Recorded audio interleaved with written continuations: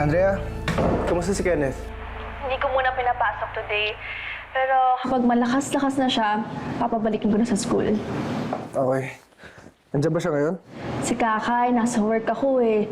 Wala pa kasi akong leaves. Actually, may kasama ako ngayon. Hi, Joseph. Ronnie? Anong ginagawa mo dyan? Tulad mo na, kamusta? Ronnie, anong binabalak mo? Nag-sorry na ako, di ba? Hindi enough yun. At saka, nandito ako kasi gusto kong siguraduhin na okay si Kenneth sa doktor. Oh, ito na si Andrea. Sige na, Joseph. Update na lang kita. Patapos na din yung break ko eh. Sige.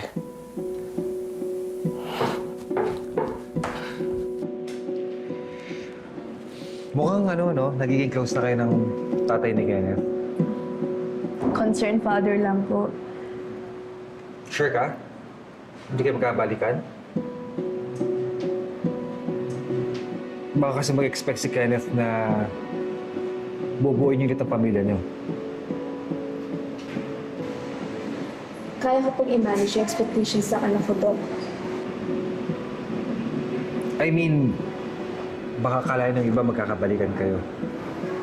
Kung ganon, maraming malulungkot, Andrea. Kawawa naman yung mga nag-aantay ng chance sa'yo.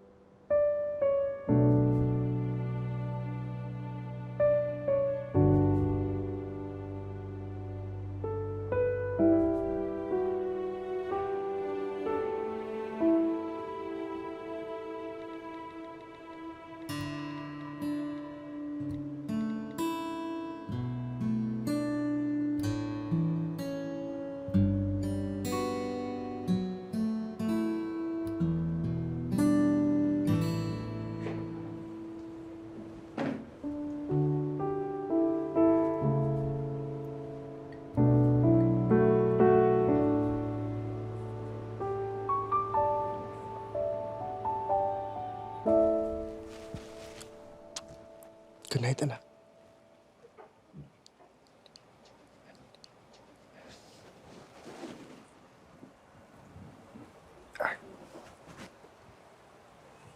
Sige.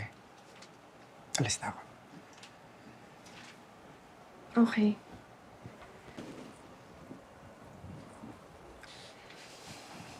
Parang umuulan sa labas, no? Wala pa naman akong payong. Saka, di ba, delikado umuwi pag gabi? Sanay naman ako umuwi ng gantong oras. Pero yung worry ko lang, Baka hanapin ka ni Kenneth. si Kenneth pa o ikaw? Nagulo ko. Ay ko, grabe ka naman. Daddy? Nak? Saan ka punta, Daddy? Dito ka lang. Dito lang si Daddy. Tulog ka na.